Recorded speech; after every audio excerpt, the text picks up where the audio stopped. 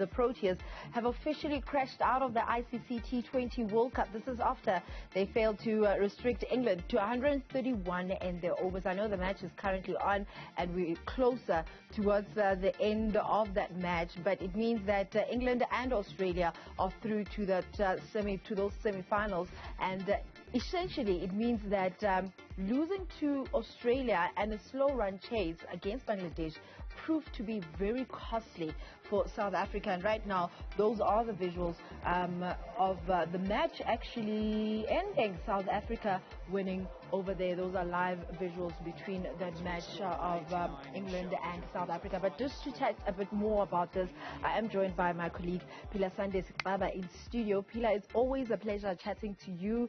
A bitter moment that we have over here, man. It's quite bittersweet, to be. I mean, to pull off a performance like that and still not progress in the tournament is quite a tough pill to swallow. But I think South Africa can be really proud about how they've gone about this World Cup. It was a difficult start against Australia in that first match, and I think that set them back.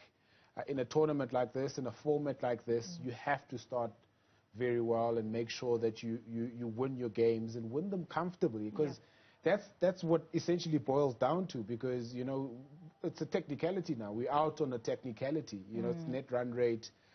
We chase down or we set scores at a very slow pace. So yeah, it's still gut-wrenching, but I think it's still a very good performance from South Africa. I mean, just starting from the beginning of this match, yes, South Africa posted 189 for 2, but just your thoughts on the way the Proteas were able to give themselves that fighting chance with just the way Aiden Markram and Rassie van der Dussen were batting earlier on.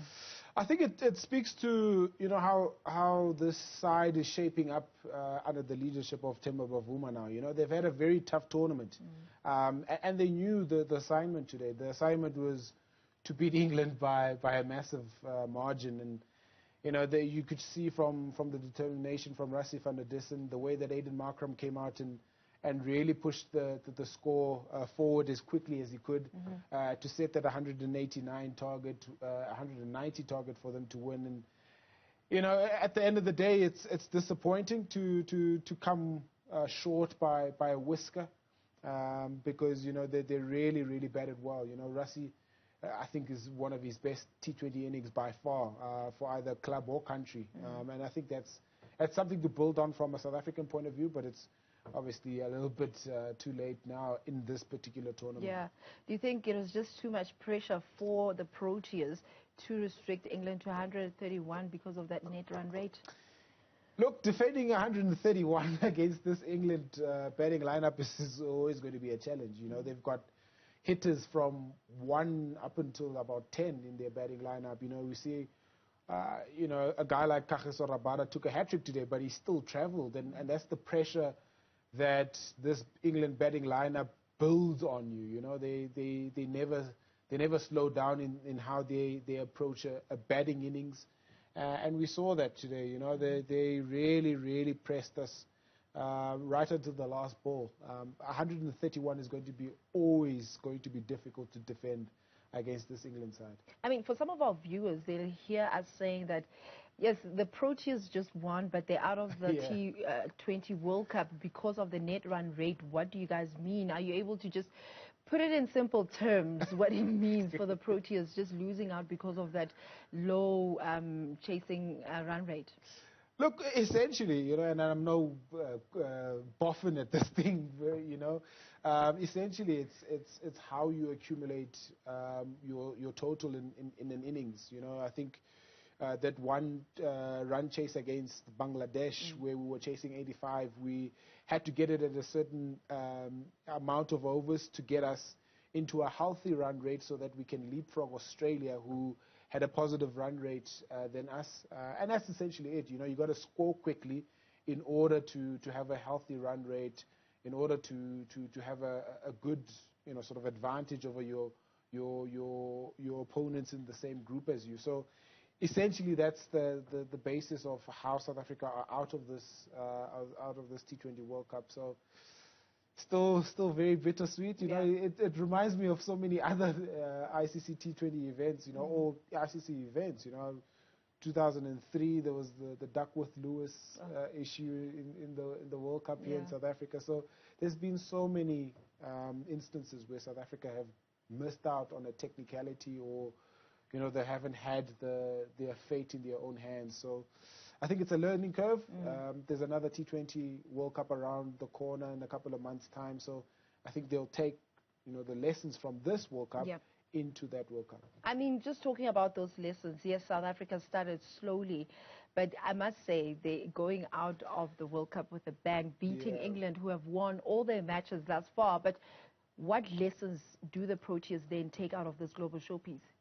I mean, they beat the West Indies, they beat Bangladesh, they beat Sri Lanka, and then they beat England. So I think those wins, all in under pressure situations, and even that Sri Lanka match, it was under a pressure situation where we had to get, I think, 16 in the last 2 overs of the last over, and David Miller came in and smashed those 2 sixes or 3 sixes to win us the game.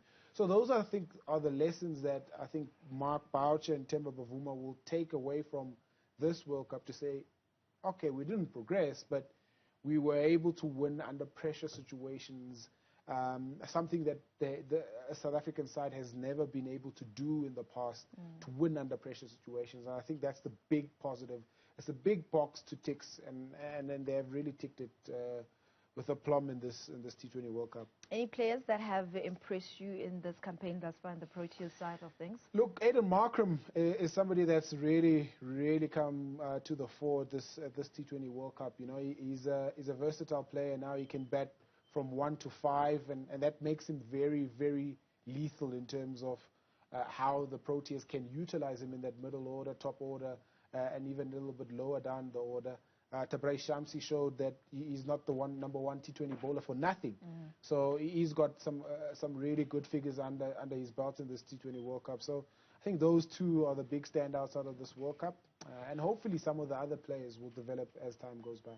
Am I right to say that the spotlight was on Themba Bavuma's leadership role, especially at the World Cup? Just your thoughts on how he actually just led the team in this campaign?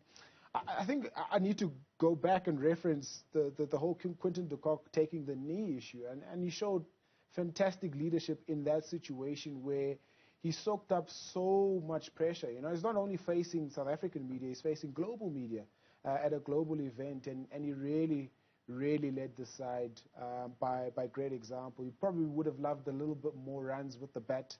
But, I think for him to come to a global showpiece like this, he's first as a captain for South Africa and do so well is something that he's going to take and put in his cap going forward, and hopefully he can improve from here on. I mean, talking about that Quinton de Kock situation that happened, how much would you say that affected the morale of the team, if any? It's tough, I think when you look at South Africa's performances in ICC events, there's always something that is off-field that sort of derails their campaign. And I think this one had the potential to derail South Africa quite a lot, but I think they banded together very, very well. It's an unfortunate situation where a player is, sort of isolated himself from a team where it's supposed to represent multinationals or multi-ethnics in South Africa, and it's disappointing. But I think they handled it well. In the end, it was very well contained, and I think going forward, it's still another lesson that the South African side can still learn from what has happened. They talk about culture camps that they've been to, and I think that those will still continue to try and make sure that this group of players are cohesive enough to make sure that they, one, speak in the same voice, but also win at major tournaments like these. I mean, right now as we speak, England and Australia are the ones that are through to the semi-finals. Looking at the final, your prediction, who you think is going to go all the way to the final? England has obviously played some really good cricket. Their first loss of this tournament, so you obviously give them the automatic favourites tag. Pakistan have been thrilling also. The opening pair of Babar Azam and of course Mohammad Rizwan at the top of the innings have really been sparkling, not only in this tournament, but in the build-up to the tournament as well. So you kind of give England and Pakistan the favourites tag to meet each other at the final, but there's still some dark horses in this tournament. It's knockout cricket. Anything can happen, and so many upsets can be caused. I mean, England now have lost one, so we don't know how much that will affect them going forward into the semi-finals and, possibly a final. So, yeah, Pakistan and England for now. England, okay. But, a lot of things can still happen in the last, week or so of this tournament. Well, I guess we'll just have to wait and see if Pila is right with regards to that one. Pakistan and England in that final of the T20 World Cup. Well, as we know, South Africa are out of the World Cup, even though they did beat England by 10 runs. Well, with that said, it is a wrap from my side. More on other sports tomorrow morning, but there's still so much to look forward to here on Newzroom Afrika. Stay with us.